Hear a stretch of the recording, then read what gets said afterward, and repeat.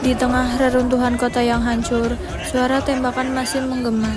Para prajurit bergerak perlahan, menyusuri jalanan yang berdebu dan penuh bahaya.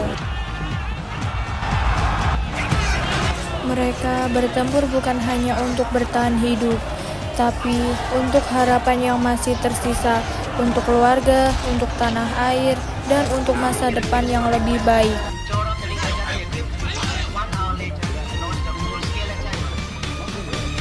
Di antara suara dentuman jeritan terdengar, satu persatu sahabat berkukuran. Namun semangat mereka tidak pada, mereka terus maju menembus kegelapan.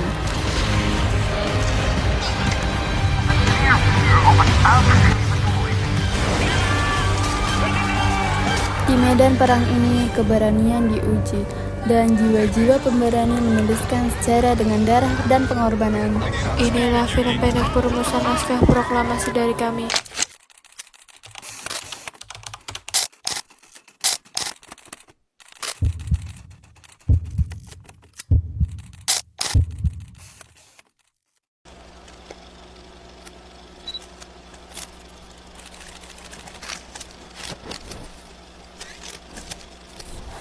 Pada 16 Agustus 1945, golongan tua dan golongan muda memutuskan untuk berkumpul dan menyusun teks proklamasi.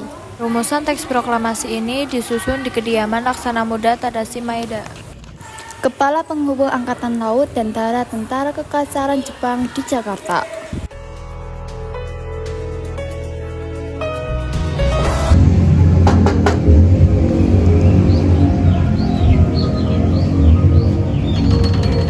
Laksamana, izinkan kami meminjam rumah Anda untuk merumuskan naskah proklamasi.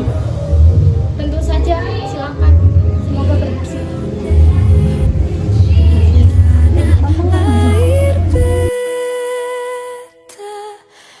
Y.R. Soekarno, Muhammad Hatta, dan Ahmad Subarjo mendiskusikan perumusan naskah proklamasi di ruang makan Laksamana Maeda. Y.R. Soekarno lalu menuliskan konsep proklamasi kemerdekaan Indonesia. Muhammad Hatta dan Ahmad Subarjo menyumbangkan pikirannya secara lisan.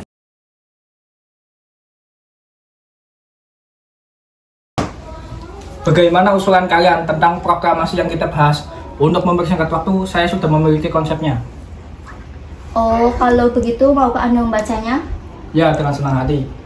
Kemudian Y.R. Soekarno membaca teks proklamasi yang dirumuskannya.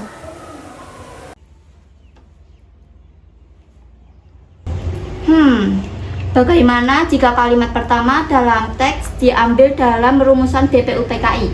Lalu rumusan apa yang akan kita ambil?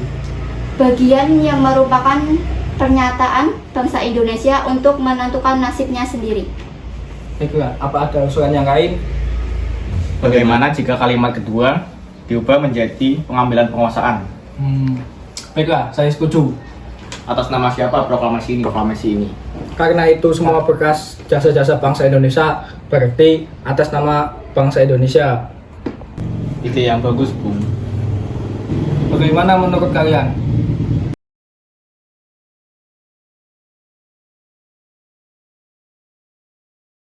Akhirnya perumusan teks proklamasi dapat dicetuskan, akan tetapi perumusan teks proklamasi tidak sampai di situ.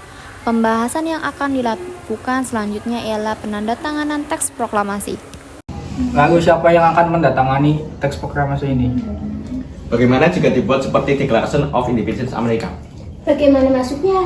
Maksud saya, teks ini ditandatangani oleh semua yang hadir pada hari ini. Saya tidak setuju jika teks tersebut ditandatangani oleh PPKI. Mengapa Anda tidak setuju? PKI dibentuk Jepang dan anggotanya diangkat oleh Jepang. Padahal kemerdekaan ini adalah usaha bangsa kita sendiri. Ya, saya setuju. Lalu siapa yang akan mendatangani teks tersebut? Bagaimana Teks proklamasi ditandatangani oleh Insinyur Soekarno dan Muhammad Hatta sebagai wakil bangsa Indonesia. Baiklah, saya setuju dengan pendapat Soekarno. Baiklah, saya bersedia. Bagaimana dengan Bung Hatta? Dengan senang hati. Setelah tercapai kesepakatan bahwa teks proklamasi ditandatangani oleh Y.R. Soekarno dan Muhammad Hatta, naskah tersebut diserahkan kepada Sayuti Melik. Bung, tolong ketikkan naskah ini. Baik, Bung, dengan senang hati.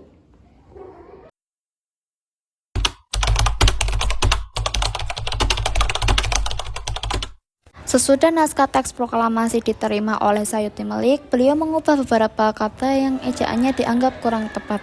Setelah diketik, Y.R. Soekarno dan Muhammad Hatta menandatangani teks proklamasi. Sepertinya ejaan yang digunakan dalam kata tempo ini kurang tepat. Saya akan menggantinya menjadi kata tempo. Mungkin juga kata Jakarta 17/8/45 diganti menjadi Jakarta hari 17 bulan 8 tahun 45. Baiklah, saya setuju. Setelah itu, mereka membahas mengenai tempat yang akan digunakan untuk melaksanakan proklamasi tersebut. Teks proklamasi sudah jadi, lalu di mana kita akan melangsungkan upacara? Bagaimana jika di lapangan Ikadet? Jangan, lebih baik dilakukan di kediaman saya, di Pengesahan Timur. Karena itu saya meminta kepada saudara sekalian untuk hadir di Pengesahan Timur 56, sekitar jam 10 pagi. Baiklah. Setelah usai perundingan di rumah Laksana Maeda, Y.R. Soekarno pulang disambut oleh istrinya.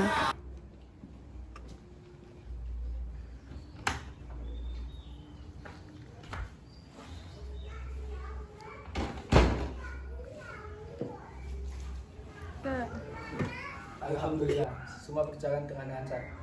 Terima kasih Ibu sudah menemani di masa-masa yang sulit ini. Ya, terima kasih kepada Gusti Allah yang telah memberikan jalan untuk kita memproklamasikan kemerdekaan bangsa ini. Kita belum memiliki bendera, lantas bagaimana? Ya ampun, Bapak, bagaimana kalau Ibu yang menjahitkan benderanya?